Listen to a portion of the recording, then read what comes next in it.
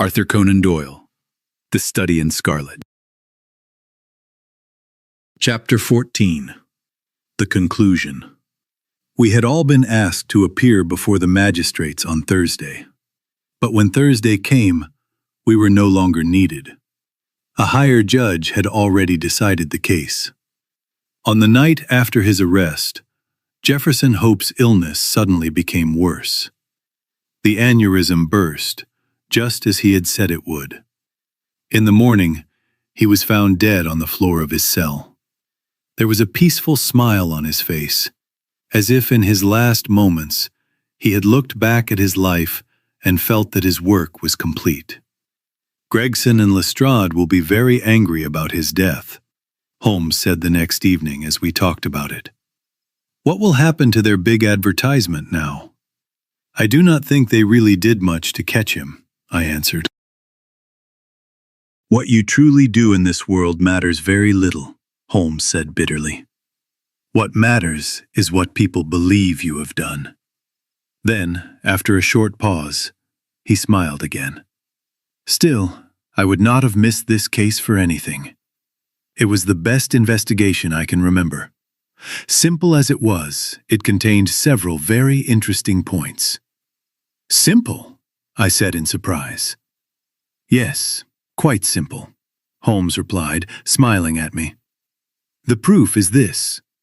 Without any help, except for a few simple deductions, I was able to find the criminal in 3 days. That is true, I admitted. I have already told you that unusual facts are often helpful, not confusing. In cases like this, the most important skill is the ability to reason backwards. It is a very useful skill and not a difficult one, but few people practice it. In daily life, people reason forwards, step by step, so backward reasoning is often ignored. There are 50 people who can reason forwards for every one who can reason backwards. I must admit, I said, that I do not fully understand. I expected that, Holmes replied calmly. Let me explain more clearly. If you tell most people a series of events, they can tell you what the result will be. They can connect the events and guess what will happen. But very few people, if you tell them the final result, can work out what events must have happened before it. That ability, to begin with the result and reason back to the cause, is what I call analytical reasoning. I understand now, I said. This case, Holmes continued, was one where the result was given first, and everything else had to be discovered afterward. Let me show you the steps of my reasoning. I started at the beginning. As you know, I went to the house on foot, with my mind completely open and without any fixed ideas. First, I examined the road. There I saw clear marks made by a cab. By asking questions, I learned that a cab had been there during the night. I knew it was a cab and not a private carriage, because the distance between the wheels was narrow. A normal London cab is much narrower than a gentleman's carriage. That was my first point. Then I walked slowly down the garden path. The ground there was soft clay, very good for keeping footprints. To you, it may have looked like simple muddy earth, but to me, every mark had meaning. There is no part of detective work more important or more ignored than the study of footprints. I have always given special attention to it, and after years of practice, it has become almost natural to me.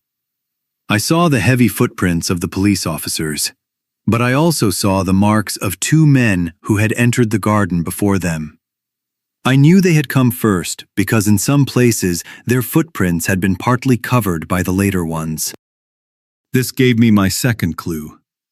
It showed me that 2 men had visited the house during the night. One was very tall, which I judged from the long steps he had taken. The other was well dressed, as I could see from the small and tidy prints of his boots. When I went into the house, this idea was confirmed. The well-dressed man was lying dead in front of me. That meant that the taller man must have been the killer, if a murder had taken place. There was no wound on the body, but the look on the dead man's face showed strong fear and worry. People who die suddenly from natural causes, such as heart disease, do not have such an expression. When I examined his lips, I noticed a slightly sour smell. From this, I concluded that poison had been used. I also believed that the poison had been forced on him because of the fear shown on his face. By removing all other possibilities, I reached this conclusion. No other explanation matched the facts. The use of poison is not unusual.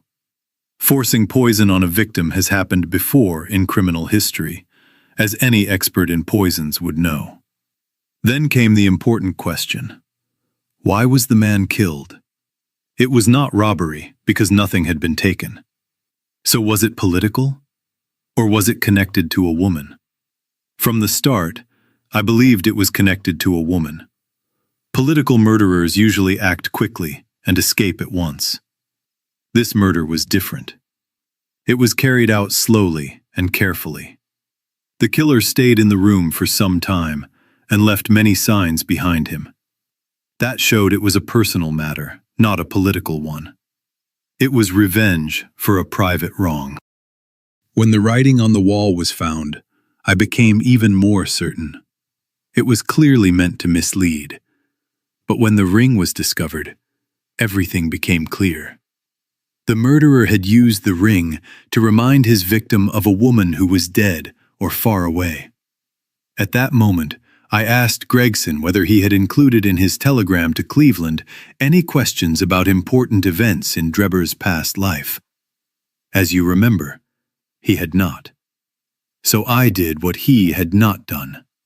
I sent a telegram to the chief of police in Cleveland. I asked about only one thing, the marriage of Enoch Drebber.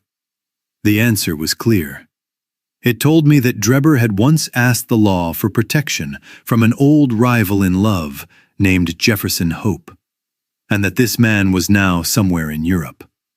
At that point, I knew that I had the key to the whole mystery. All that was left was to arrest the criminal. I had already decided that the man who went into the house with Drebber was the same man who had driven the cab. The marks in the street showed that the horse had moved around freely. That could not have happened if someone had been holding the reins. So where was the driver if he was not inside the house? It is impossible to believe that a sensible man would carry out a planned murder while a third person was watching. Finally, if a man wanted to follow another through the streets of London, what better disguise could he choose than that of a cab driver?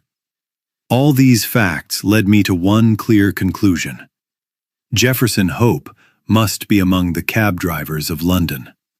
If he had once been a cab driver, there was no reason to think that he had stopped, Holmes continued. In fact, any sudden change would only draw attention. From his point of view, it was safer to continue as usual. There was also no reason for him to change his name. Why would he, in a country where no one knew him? So I organized my small army of street boys and sent them to every cab owner in London. In this way, they searched carefully until they found the man I was looking for. You remember how quickly they succeeded, and how quickly I acted. The murder of Stangerson was unexpected, but in truth, it could hardly have been stopped. Because of it, I obtained the pills, which I had already suspected existed. You see, the whole case is simply a chain of logical steps without a single break. "It is incredible," I cried. "Your work should be recognized publicly. You ought to publish the case. If you do not, I will do it for you." "You may do as you wish, Doctor," he replied. "But look at this." He gave me a newspaper. It was that day's Echo, and one paragraph was about the case. The article said that the public had lost a great sensation because of the sudden death of the man Hope, who had been suspected of killing Mr. Enoch Drebber and Mr. Joseph Stangerson. It added that the complete details would probably never be known, although it was believed that the crime came from an old and romantic conflict involving love and Mormonism. The newspaper continued by praising the great efficiency of the police and warning foreigners not to bring their private conflicts onto British soil. Finally, it stated that all the credit for the clever arrest belonged to the famous detectives Lestrade and Gregson. Holmes was mentioned only briefly as an amateur who had shown some ability and who might one day reach their level. "Did I not tell you so at the beginning?" Holmes laughed. "That is the result of all our hard work, to give them a reward." "Never mind," I said. "I have written all the facts in my journal, and the public will learn the truth. Until then, you must be satisfied with knowing that you succeeded." And so ended our first great case together.